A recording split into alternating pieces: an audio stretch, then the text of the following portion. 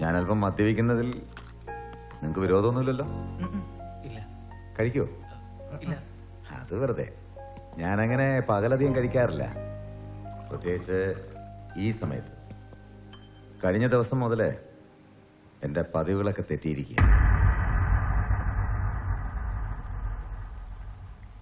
കേട്ടോ രൂപേഷ്, ഈ കാണുന്ന സൗഭാഗ്യങ്ങളൊക്കെ ഞാൻ ഒരുത്തനായിട്ട് ഉണ്ടാക്കിയത്.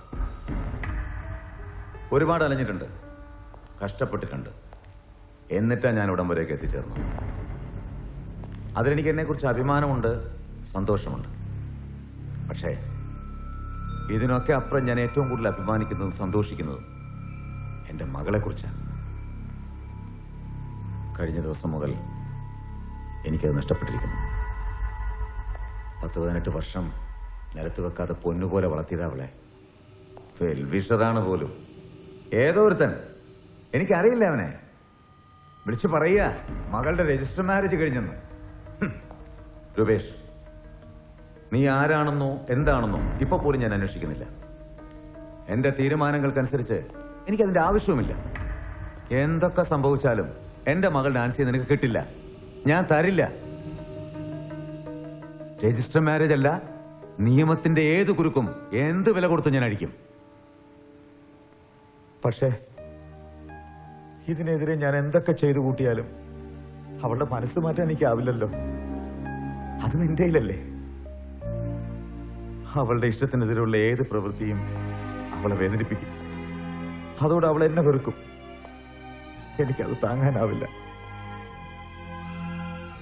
ഒരിക്കലും ഈ പപ്പയോടുള്ള മകളുടെ സ്നേഹത്തിന് ഒരു കുറവും വരാൻ പാടില്ല. എനിക്കറിയാം, എന്ത് തന്നാലും നിനക്ക് എന്റെ മകളോടുള്ള ഇഷ്ടത്തിന് ഒന്നും പകരമാവില്ല. എനിക്കെളുപ്പത്തിൽ പറയാനാകും മറന്നുകളയാൻ. നിനക്കതിന് കഴിയില്ലെന്നും അറിയാം. അവളെ നഷ്ടപ്പെടാതിരിക്കാനാണല്ലോ നീ മുൻകൂട്ടി രജിസ്റ്റർ ചെയ്തത്. എനിക്കെല്ലാം മനസ്സിലാകും രൂപേഷ്, നിങ്ങളുടെ പ്രായം, വിചാരങ്ങൾ, വികാരങ്ങൾ എല്ലാം. അതുപോലെ നിങ്ങളും എന്നെ മനസ്സിലാക്കണം. ഒരച്ഛന്റെ മകളോടുള്ള സ്നേഹം, അവകാശം, ഉത്തരവാദിത്വം എല്ലാറ്റിനെ കുറിച്ച് നിങ്ങൾ മനസ്സിലാക്കണം. നീ എന്റെ മകളെ വിട്ടു പോയേ പറ്റൂ. അതിനുവേണ്ടി എന്ത് ചെയ്യാനും ഞാൻ തയ്യാറാണ്. പറ, നിനക്ക് എന്താ വേണ്ടത്? പറ രൂപേഷ്, നിനക്ക് എന്താ വേണ്ടത്? എന്ത് തരും? ഞാൻ അവളെ ഉപേക്ഷിച്ചു പോയാ നിങ്ങൾ എനിക്ക് എന്ത് തരാനാണ്? നിങ്ങൾ പറഞ്ഞില്ലേ എനിക്ക് അവളോടുള്ള ഇഷ്ടത്തിന് എന്ത് തന്നാലും പകരമാവില്ലെന്ന്. പിന്നെ എന്തിനിങ്ങനൊരു ഡിമാൻഡ്? ആ, ഒരേ ഒരു മകളല്ലേ? ദേ, ഞാനൊന്ന് ഞൊടിച്ചാ മതി, അവൾ എന്നോടൊപ്പം ഇറങ്ങി വരും. പിന്നെ ഈ കാണുന്ന സ്വത്തും പണവും ഒക്കെ എനിക്കുള്ളതാ. അതിനു മേലെ നിങ്ങൾ എനിക്ക് എന്ത് തരാനാണ്? അതെ, അത് തന്നെ, നിങ്ങൾ ഉദ്ദേശിച്ചത് തന്നെ. എന്റെ നോട്ടം ഈ സ്വത്തിലും പണത്തിലും ഒക്കെ തന്നെയാ. ഇല്ലടാ, നിനക്കെന്റെ സ്വത്തിൽ നിന്ന് ഒരു തരി പോലും കിട്ടില്ല. കൊള്ളാം, എനിക്കിഷ്ടപ്പെട്ടു. അപ്പൊ നിങ്ങൾ എന്നെ മരുമകനായി ഉറപ്പിച്ചു. എനിക്കത് മതി. കോടീശ്വരനായ ഫിലിപ്പോസ് മേലിപ്രയുടെ ഒരേ ഒരു സണ്ണിൻ ലോ. ആഹാ, അത് തന്നെ വലുതല്ലേ. പിന്നെ സ്വത്തിന്റെ കാര്യം വേണ്ട, ഒരു തരി പോലെ അവൾക്ക് കൊടുക്കണ്ട. എന്നും നിങ്ങളതിനെ കെട്ടിപ്പിടിച്ചിരിക്കുവോ? ഇല്ലല്ലോ.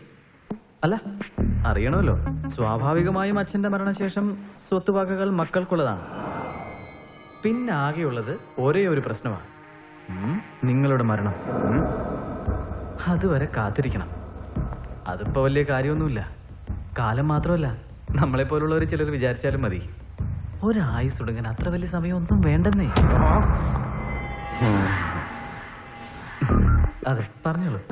കള്ളൻ, വഞ്ചകൻ, ചതിയൻ, ഒന്നും നിയന്ത്രിച്ചുള്ളിൽ നടക്കണ്ട. അറ്റാക്കിന്റെ പ്രായമാ, ഹാർട്ട് അറ്റാക്കേ. പിന്നെ ആകെ കുഴപ്പമാവും. എനിക്കാണെങ്കിൽ തീരെ പരിചയമില്ല. ഈ ബിസിനസ് ഒക്കെ നോക്കി നടത്തണ്ടേ? Excuse me. ലുക്ക്, എന്റെ വൈഫാ. ഹലോ നാൻസി, വീട്ടിലുണ്ട്. ആ, നിന്റെ വീട്ടില്? ഏയ്, പ്രശ്നമൊന്നുമില്ല. പപ്പയുമായിട്ട് വെറുതെ സംസാരിച്ചിരിക്കുക. ആ, ശരി ശരി ശരി, നോ പ്രോബ്ലം. മകൾ എന്നെ ഇത്ര നേരം കാണാതിരുന്നപ്പോ ടെൻഷനായതാ. പപ്പ പപ്പ വിഷമിക്കണ്ട, നമുക്ക് വഴിയുണ്ടാക്കാന്നേ. One second.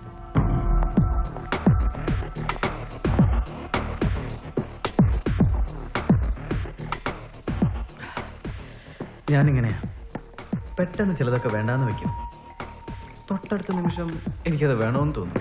Strange habit. വഴിയുണ്ടാക്കാന്ന് ഞാൻ പറഞ്ഞത് വെറുതെ അല്ല പപ്പ.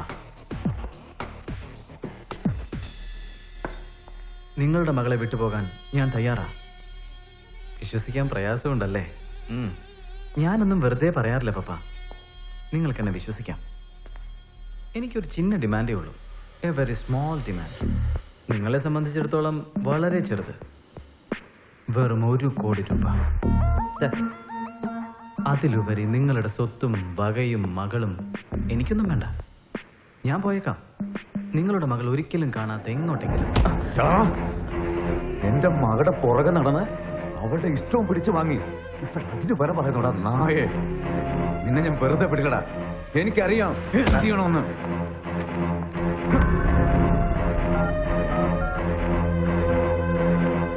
പോലീസ് സ്റ്റേഷനിലേക്കാണോ? വെറുതെ എന്തിനാ അവരെയൊക്കെ വിളിച്ച്? പപ്പയുടെ മകൾ ഇപ്പൊ എന്റെ കാമുകിയല്ല, ഭാര്യ. My beloved wife. റിലാക്സ്.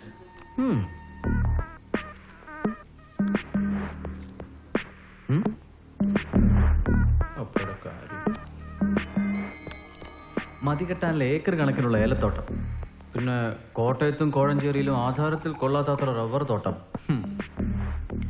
അവിടുത്തെ കരിയില മാത്രം തൂക്കി വിറ്റാൽ കിട്ടും ലക്ഷങ്ങള്. പിന്നെ സ്വകാര്യ channel share, sea food exporting, തമിഴ്നാടും കർണാടകവും ഉൾപ്പെടെയുള്ള നിരവധി സ്റ്റേറ്റുകളിലെ ഫിഷ് പ്ലാന്റുകൾ, എല്ലാത്തിനും പുറമെ കണക്കില്ലാത്ത വേറെയും ബിസിനസ്സുകൾ. പപ്പായുടെ 1 വർഷത്തെ വരുമാനത്തിന്റെ കണക്കെടുത്ത ഞാൻ ആവശ്യപ്പെട്ട തുക എത്രയോ ചെറുത്. ഇത്രയുള്ളതിന്ന് ഒരിച്ചിരി അതൊക്കെ തുള്ളിക്കള പപ്പ. എന്തൊക്കെയായാലും നമ്മൾ നീറ്റാ. കാശ് തരുന്ന അന്ന് തന്നെ മാരേജ് സർട്ടിഫിക്കറ്റ് തിരിച്ചു തരും. പിന്നെ ആരെങ്കിലും ചോദിച്ചാ നാൻസി അറിയോ? നാൻസി? മേലിപ്ര അറിയോ? Who is Melipra? നമ്മൾ തമ്മിൽ പിന്നെ ഈ ജന്മത്തിൽ കാണില്ല പപ്പ. നിനക്കറിയില്ലടാ എന്നെ. പപ്പ വേണ്ട. നിങ്ങളുടെ മകൾ എനിക്ക് പണയം വച്ചിരിക്കുന്നതേ ഈ കാണുന്ന സ്വത്തോ പണമൊന്നുമല്ല, അവളുടെ ഹൃദയ. യഥാസമയം മുതൽ കൊടുത്തതങ്ങ് തിരിച്ചെടുത്തോ, ഇല്ലെങ്കിൽ അറിയാലോ ഒടുവിൽ പണയ സാധനം കൈവിട്ടു പോവേ. I say get out.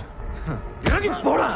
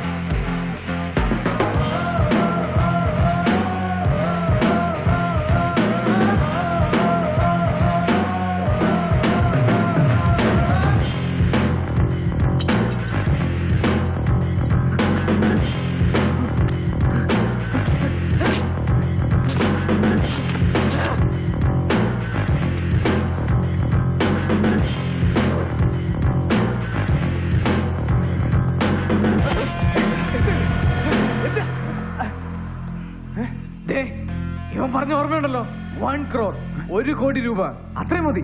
ഇവൻ തന്റെ മകളെ വിട്ടുപോയിക്കോളും. ധൃതി വേണ്ട, 2 ദിവസം സമയം തരാം. 1 കോടി രൂപയാണോ തന്റെ മകളുടെ ഭാവിയാണോ വലുതെന്ന് തനിക്ക് തീരുമാനിക്കാം.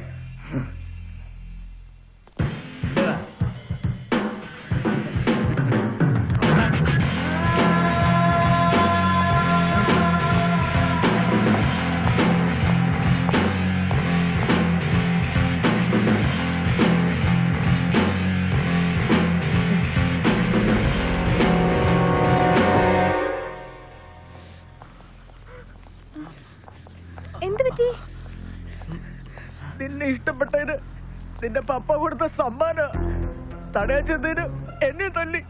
ക്രൂരന ഇവൻ എന്ത് തെറ്റ് ചെയ്തിട്ടാ? വേണ്ടടാ, ഒന്നും വേണ്ട, മറന്നേക്ക്. നീ ഇവിടെ കണ്ടിട്ടില്ലെന്ന് വിചാരിച്ചാ മതി. വട പോവാം. ഇനി ഇവിടെ നിന്ന് ഇയാള് നമ്മളെ കൊല്ലില്ലെന്നെന്താ ഉറപ്പ്? വട പോവാം. രൂപേഷ് നിക്ക്.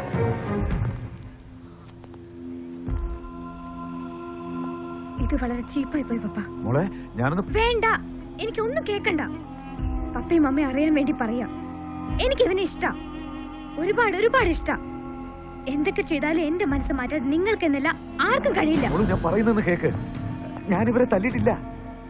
ഇവന്മാര് കള്ളന്മാരാ. നിന്നോടുള്ള ഇഷ്ടമൊക്കെ വെറും കള്ളത്തരവാ. എന്തിനാ പപ്പ എന്റെ മുഖത്ത് നോക്കി ഇങ്ങനെ കള്ളം പറയുന്നത്? അറപ്പ. നിങ്ങളെ പപ്പാന്ന് വിളിക്കാൻ പോലും എനിക്ക് പറപ്പ. രൂപേഷ്, ഞാനും വരണടാ നിന്റെ കൂടെ. എനിക്ക് എന്നെ ഇവിടെ പറ്റില്ല.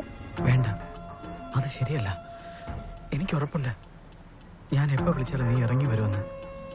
എന്തൊക്കെയായാലും അവർ നിന്റെ പപ്പയും മമ്മിയല്ലേ. അവരനുവദിക്കുന്നൊരു ജീവിതം, അതാണ് എൻ്റെ ആഗ്രഹം. കണ്ടില്ലേ, ഞാൻ ഈ നിമിഷം വിളിച്ചാലും അവൾ എന്നോടൊപ്പം ഇറങ്ങി വരും. പക്ഷെ ഞാനത് ചെയ്യില്ല. നാൻസി പൊക്കോ, എല്ലാം ശരിയാവും. നീ ടെൻഷൻ ആവരുത്.